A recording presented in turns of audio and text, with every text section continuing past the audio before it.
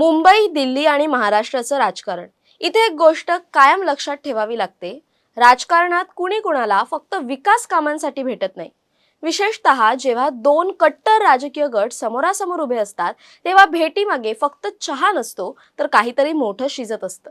आणि म्हणूनच गेल्या 24 तासांत महाराष्ट्रात जे घडलं त्याने पुन्हा एकदा ऑपरेशन टायगर जिवंत झाल्याची चर्चा सुरू झाली. कारण उद्धव ठाकरेंचे दोन खासदार थेट शिंदे पितापुत्रांसोबत दिसले. हो, तेच खासदार जे कालपर्यंत ठाकरे गटाचे निष्ठावंत चेहरे मानले जात होते. आणि म्हणूनच आता प्रश्न विचारले जात आहेत, ठाकरेंच्या खासदारांना एकनाथ शिंदेंना भेटायला फक्त कारण लागतं का, की महाराष्ट्रात पुन्हा एकदा मोठं राजकीय भूकंपाचं स्क्रिप्टिंग सुरू झालंय? नाशिकमध्ये मोठी राजकीय घडामोड घडली. ठाकरे गटाचे खासदार राजाभाऊ वाजे हे थेट शिंदे सेनेच्या व्यासपीठावर दिसले.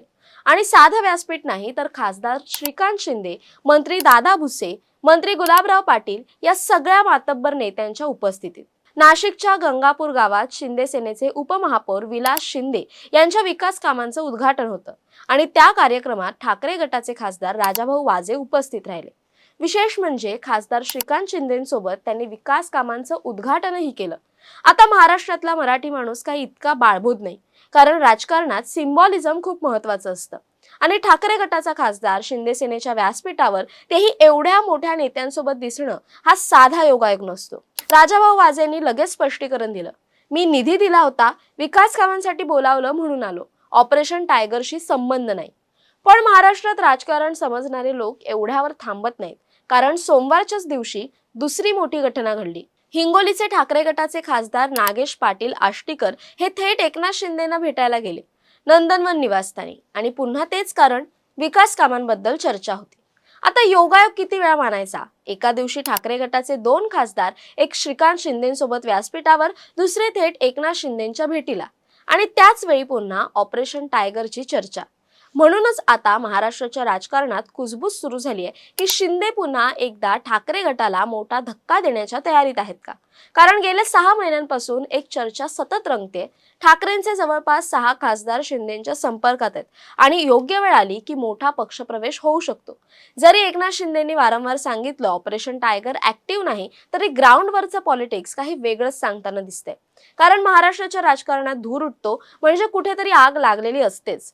पण आता मोठा प्रश्न असा, राज्यात पुढची 3 वर्ष कोणतीही मोठी निवडणूक नाही, मग शिंदेंना ठाकरेंचे खासदार फोडायची गरज काय? तर त्यामागे खूप मोठं राजकीय गणित आहे आणि ते गणित थेट दिल्लीशी जोडलेलं आहे. आज एनडीए मध्ये भाजपानंतर सर्वाधिक ताकद कुणाची? पहिलं टीडीपी, नंतर जेडीयू आणि त्यानंतर नंबर लागतो एकनाथ शिंदेंच्या शिवसेनेचा. म्हणजे शिंदेंच्या खासदारांची संख्या मर्यादित असल्यामुळे केंद्रात त्यांच्या वाट्याला फक्त एक मोठं मंत्रिपद आलं. पण उद्या खासदारांची संख्या वाढली तर दिल्लीतील बार्गेनिंग पॉवर सुद्धा वाढेल. आणि राजकारणात संख्या म्हणजे ताकद, हे शिंदेंना चांगलंच माहितीये. कारण भाजप मित्रपक्षांशी कसं राजकारण करतो हे देशभरात सगळ्यांनी पाहिलंय. अनेक प्रादेशिक पक्ष भाजपसोबत गेले आणि हळूहळू त्यांची स्वतंत्र ओळख संपत गेली. पण इथे एकनाथ शिंदेंनी वेगळी चाल खेळली. भाजपसोबत सत्तेत राहूनही स्वतःचा पक्ष टिकवला, स्वतःची ओळख टिकवली आणि सर्वात महत्त्वाचं म्हणजे शिवसेनेची स्वतंत्र ताकद दाखवून दिली. आज महाराष्ट्रात विधानसभा असो, जिल्हा परिषद असो, महापालिका असो, शिंदेंची शिवसेना महाराष्ट्रात नंबर 2 ची ताकद म्हणून उभी राहताना दिसते. आणि म्हणूनच शिंदेंना आता फक्त सत्ता नकोय, तर संख्या वाढवायची. दिल्लीत स्वतःचं वजन वाढवायचंय. कारण उद्या एनडीए मध्ये निगोसिएशन करायचं असेल तर भावना नाही, तर खासदार मोजले जातात. आणि म्हणूनच ठाकरे गटाचे खासदार शिंदेंना भेटायला लागणं ही छोटी घटना नाहीये. पण या सगळ्यात सर्वात मोठा धक्का कोणाला? तर उद्धव ठाकरेंना. कारण एकनाथ शिंदेंसोबत 50 पेक्षा जास्त आमदार गेले, तेव्हा उद्धव ठाकरेंनी एक नरेटिव्ह तयार केला, निष्ठावंत आमच्या सोबत आहेत. म्हणजे आमदार गेले, पण खरी शिवसेना अजून मातोश्री सोबत आहे. पण आता जर खासदार सुद्धा विकास कामं, नातं, मैत्री अशी कारणं देत शिंदेंना भेटायला लागले, तर याचा अर्थ काय घ्यायचा?